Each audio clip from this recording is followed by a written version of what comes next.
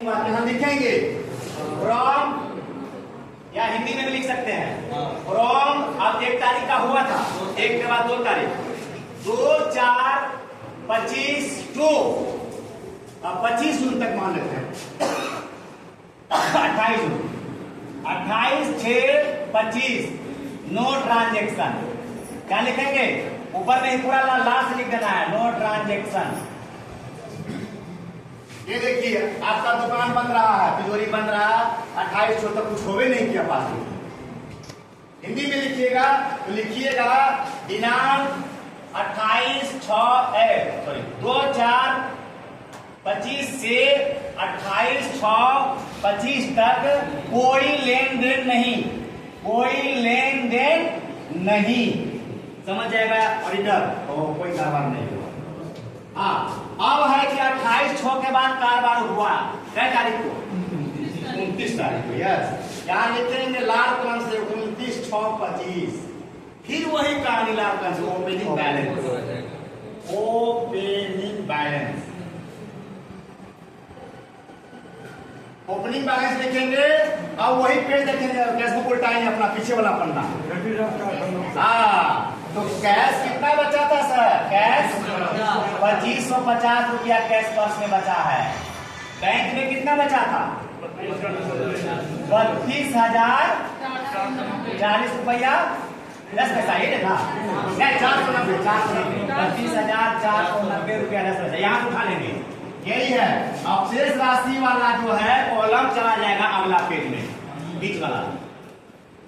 इसी को same to same उतार देना है। 32,490 रुपया 10 पैसा और जोड़ के हो गया 35,040 रुपया 10 पैसा। अब इसको हम मिटाते हैं घर में, बैंक से निकासी नहीं किए, ये देखिए हटा दिए, मिटा दिए। अब क्या है कि इस दिन जो है ना कुछ नहीं हुआ है, खाली ब्याज आ गया, इसलिए हमको दुकान खोलना पड़ा। तो हम लिखेंगे बैंक से ब्याज प्राप्ति, बैंक से ब्याज प्राप्ति 450 टका, या मान लीजिए कि 250 टका। इस कॉलम पर लिख के यहाँ 250 लिख देंगे, बराबर 0 कर देंगे, यहाँ 250 लिख देंगे। नहीं, ब्याज का पैसा खर्च नहीं कर सकते हैं। ब्याज का पैसा खर्चा करने के लिए विभाग से परमिशन लेना होता है। आपका यहाँ टेक्स्ट में लिखा जा रहा है, पासबुक में लिखा जा रहा है, हम लोग यहाँ लिख रहे हैं ना, एंट्री हो रहा है। उसके बाद आज कुछ नहीं हुआ, दुकान बंद कीजिए, इसको बंद कीजिए, लाइन कीजिए, वही बात फिर लिखना है। क्या लिखना है बताइए? यहाँ पे कुल आय, क्या लिखना है? कुल आय। आज कैसे खर्चा नहीं हुआ, कुछ खर्चे नहीं किए, आप वो आएगा 2550। इसको जोड़ दीजिए, 250 टका ब्याज आया है,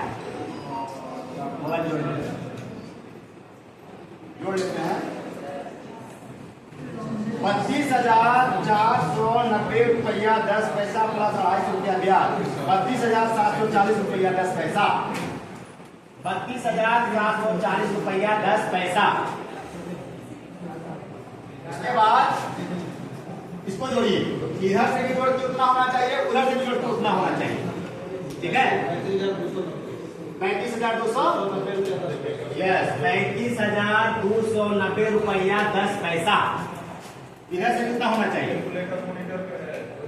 40, 50, 90, 25, 45, ठीक है, चाहिए। अब इधर आते हैं, इधर कुछ हुआ ही नहीं, तो हम क्या करेंगे? सीधा लिखेंगे दिनांक, कै तारीख को? 29/6/25 दिनांक डालेंगे। इधर काला कौन से डालेंगे? लाल से नहीं, काला से। दिनांक डालने के बाद सीधा लिख देंगे व्यय। अब व्यय कुछ नहीं हुआ तो इसमें लिख देंगे NIL नील, NIL नील और NIL नील, कुछ भी नहीं हुआ, नील कर देंगे। यहाँ फिर 2 लाइन खींचेंगे ऐसे करके, नीचे में लाल कलम से खर्चा हुआ है, लाल से लिखेंगे नील, नहीं खर्चा हुआ। बैंक में खर्चा हुआ है, नहीं, नील, तो ये भी हो जाएगा नील, नील नील नील, कोई खर्चे नहीं हुआ। हाँ, ये जो ब्याज आया इधर नहीं करेंगे, अगला पैसा आएगा तब करेंगे। नहीं, एक दिन का दोनों पेज में आपको एंट्री करना है, नहीं कुछ हुआ तो नील करके छोड़ देना, नहीं व्यय हुआ तो नील करके छोड़ना है। जैसे मैंने नील किया, इसी दिन आप दुकान बंद कीजिएगा, आपको क्लोजिंग बैलेंस बनाना मिलेगा ना। अब आइए अब शेष राशि, ये कुल व्यय हुआ, अब शेष राशि में लाइए कितना पैसा बचा आपके पास, ये 2550 रुपया बच रहे हैं, उसको लिखिए इधर। अब शेष राशि ये आपके पर्स में है, बैंक में कितना हो गया,